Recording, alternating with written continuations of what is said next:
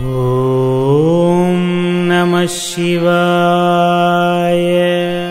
హరి ఓం. ఈరోజు మన యొక్క అంశం ఏమిటంటే మైలు పురుడు అని జాతాశౌచము మృతాశౌచము అని చెప్పిన 2 శౌచాలు ఉన్నాయని చెప్పిన తెలుసు అందరికీ కూడా. మరి ఈ సమయంలో నామజపం చేసుకోవచ్చా లేకపోతే దేవతాస్మరణ చేసుకోవచ్చా అని చెప్పి చాలామందికి వచ్చేటువంటి అనుమానం.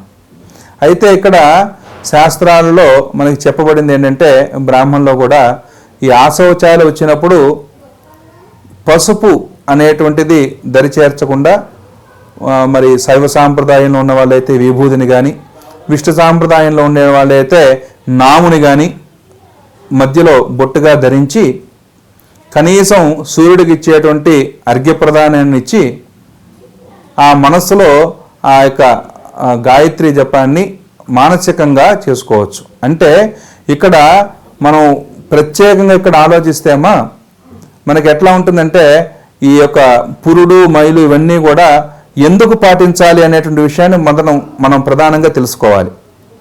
అంటే ఒక కుటుంబంలో ఒక మనిషి గతించారనుకోండి, దాన్ని మైలు అంటున్నాం.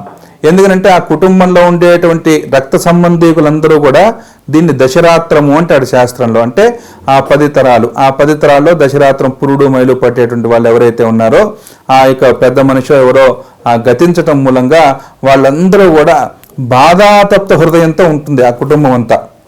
వాళ్ళు ఎటువంటి ఆలోచన, సవ్యమైనటువంటి ఆలోచన చేయలేరు, సరిగ్గా ఆలోచించలేరు.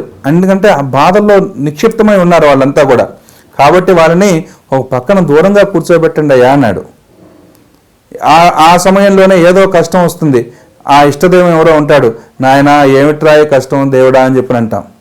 అయ్యో నువ్వు మైల్లో ఉన్నావు, దేవుణ్ణి ఎట్టా తెలుసుకుంటావు అంటే మనస్సు ఆగుతుందండి. మనస్సుకి ఆత్మకి ఎటువంటి ఆశోచము లేదు. మనకి కలిగేటువంటి ఆశోచం అంతా కూడా శరీరానికి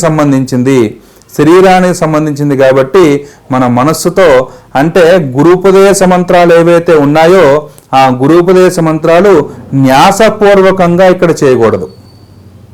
ఇక్కడ గమనించవలసిన విషయం ఏంటంటే గురూపదేశ మంత్రాలు ఏవైతే ఉన్నాయో ఆ గురూపదేశ మంత్రాలు ఆ ఋషిన్యాసము అంగన్యాస కరన్యాసాలు చెప్పుకుని చేసేటువంటి మంత్రాలు మనం చేయకూడదు. కాబట్టి నిరంతరము ఏదైనా సరే ఒక నామ హరే రామ రామ రామ హరే హరే, హరే కృష్ణ కృష్ణ కృష్ణ హరే హరే, ఇట్లా కలితారక మంత్రాలు ఏవైతే ఉన్నాయో ఆ రామస్మరణ కృష్ణస్మరణ చేసుకోవటం మూలంగా ఆ యొక్క బాధాతత్వ హృదయంతో మైల్లో ఉన్నప్పుడు అట్లా ఉన్నప్పుడు ఆ బాధ నుంచి ఉపశమనం కలగడానికి ఆ మనస్సుకి దైవస్మరణ చేసుకోవచ్చు. ఏదైతే బీజాక్షర సంపుటితో ఉన్నవి గురుపదేశంగా ఉన్న మంత్రాలు మాత్రం విసర్జించాలి 10 రోజులు కూడా.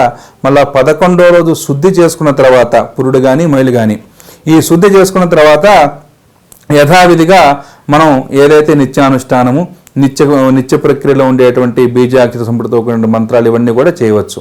ఈ యొక్క విషయాలన్నీ కూడా కూలంకషంగా మనం పెద్దవాళ్ళ దగ్గరికి వెళ్ళినప్పుడు చర్చిస్తే మీ మనసులో ఉండేటువంటి చాలా అనుమానాలకి తెరబడుతుంది. ఏమండి మేము మైల్లో ఉన్నాం, దేవాలయానికి వెళ్ళకూడదు. మైల్లో ఎప్పుడు కూడా దేవాలయ స్పర్శ పనికిరాదు, అట్లాగే పురుడులో కూడా దేవాలయ స్పర్శ పనికిరాదు. కాబట్టి ఇటువంటి విషయాలన్నీ కూడా గమనించుకుని చక్కగా పెద్దల యొక్క సూచనల ప్రకారంగా మనం ముందుకు వెళితే మనం తెలియకుండా చేసేటువంటి దోషాలు ఏవైతే ఉన్నాయో ఆ దోషాల నుంచి ఉపశమనం కలిగి మనకి సంపూర్ణమైనటువంటి దైవానుగ్రహం కలుగుతుంది. హరి ఓం తత్సత్.